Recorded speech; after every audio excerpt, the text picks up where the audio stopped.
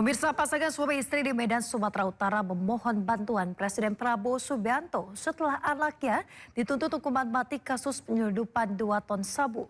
Keluarga tidak terima lantaran anaknya tidak tahu menahu soal penyelundupan narkoba dan baru bekerja 4 hari sebelum ditangkap.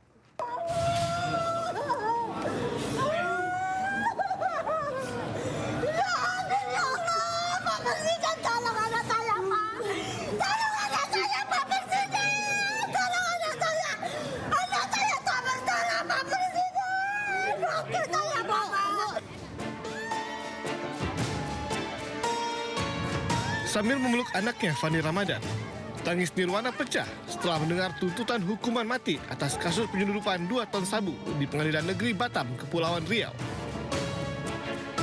Pada Mei 2025 lalu, Fandi yang bekerja sebagai anak buah kapal ditangkap dengan barang bukti sabu yang dikemas dalam kantong berisi teh Cina. Menurut keluarga di kota Medan, Sumatera Utara, Fandi Ramadan merupakan pemuda yang baik dan tidak terlibat atas penyelundupan narkotika jaringan internasional tersebut. Ayah Fandi memohon Presiden Prabowo Subianto untuk membebaskan anaknya yang tidak bersalah. Fandi diketahui baru bekerja 4 hari sebelum ditangkap dan bertugas di kamar mesin. Bapak Presiden, saya bermohon, tolonglah atur. Bisa aku Pak. Untuk bisa dibebaskan. Tenang, Bebaskan anak kami Pak Presiden. bisa dapat dibebaskan. Anak kami nggak bersalah. Pelan-pelan aja Pak. Harapan saya kepada Bapak Presiden, mohonlah berilah keadilan kepada anak saya. Saya selaku orang tua berharap kepada Bapak Presiden, tolonglah dibebaskan anak saya, karena dia tulang punggung keluarga. Sementara itu, pengacara Hotman Paris Hutapea menyatakan siap membantu proses hukum yang menimpa Fandi Ramadan saat bertemu orang tua Fandi Ramadan di Jakarta. Hotman menilai Fandi telah difitnah bergabung dengan jaringan narkoba internasional.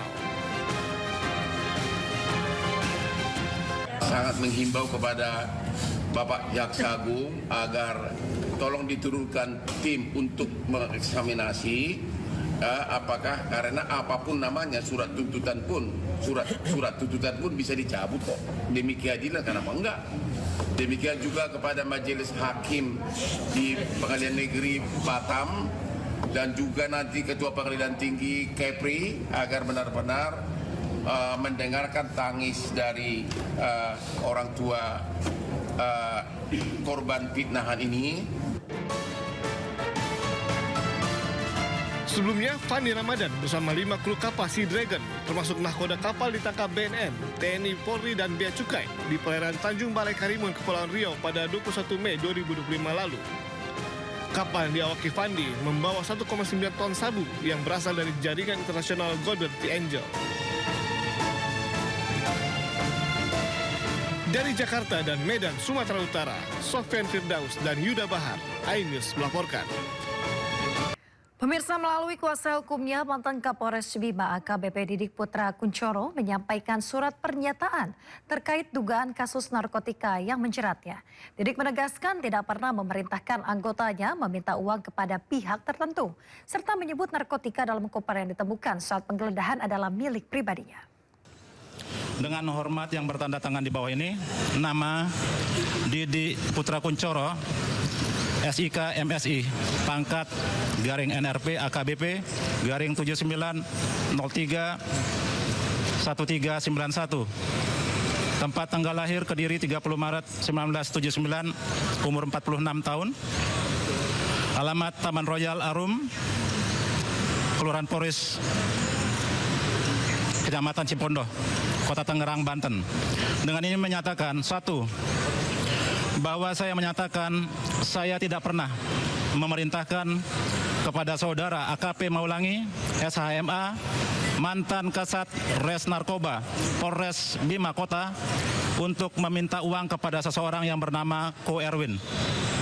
2, bahwa saya tidak pernah memerintahkan kepada saudara AKP Maulangi, SHMH, mantan Kasat Res Narkoba Polres Bima Kota untuk bekerja sama dengan pihak manapun, juga termasuk orang yang bernama Ko Erwin, khususnya dalam hal mengedarkan maupun memperjualbelikan narkotika, psikotropika atau segala jenis obat-obatan terlarang lainnya.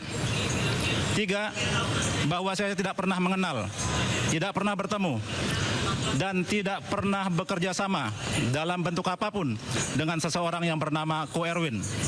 4, bahwa narkotika dan psikotropika yang terdapat di dalam koper yang ditemukan di rumah Dianita adalah milik saya pribadi dan tidak ada hubungannya dengan saudara AKP Maulangi SHMH alias Pak Eki, mantan Kasat Res Narkoba Polres Bima Kota. Demikian surat pernyataan ini saya buat dengan sadar dan penuh tanggung jawab. Pemirsa, setelah menjadi tersangka atas kepemilikan narkoba, mantan Kapolres Bima Kota AKBP Didik Putra Kunchoro dipecat atau diberhentikan tidak dengan hormat. Sementara itu Aibda Dianita Agustina, polwan yang menyimpan koper berisi narkoba milik Didik, terbukti positif konsumsi ekstasi.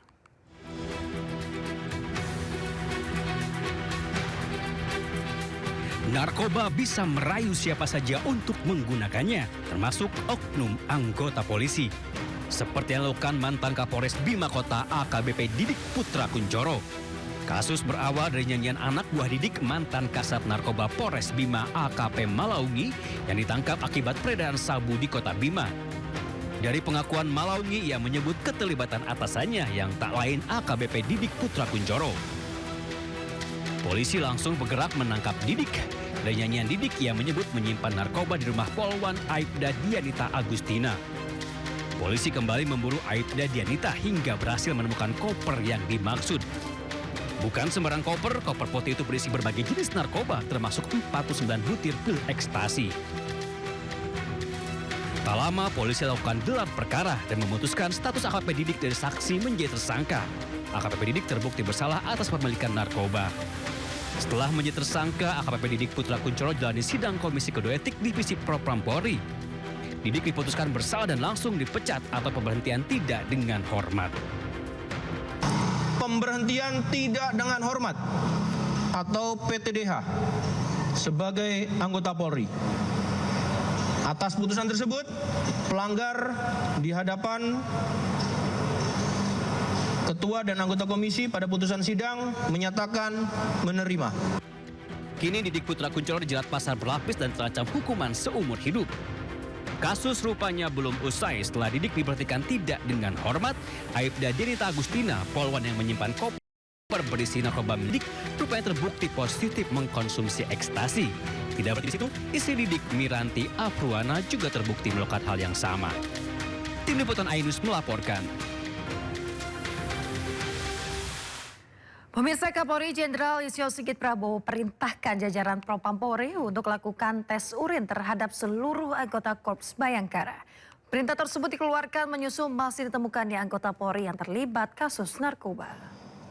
Maka berdasarkan perintah Kapolri, di Propam Polri dan jajaran akan melaksanakan kegiatan pemeriksaan urin. Sekali lagi, melaksanakan kegiatan pemeriksaan urin yang akan kita laksanakan di seluruh wilayah atau jajaran Kepolisian Negara Republik Indonesia secara serentak dan akan melibatkan fungsi pengawas baik itu internal maupun eksternal, baik di tingkat Mabes maupun sampai dengan tingkat kewilayahan.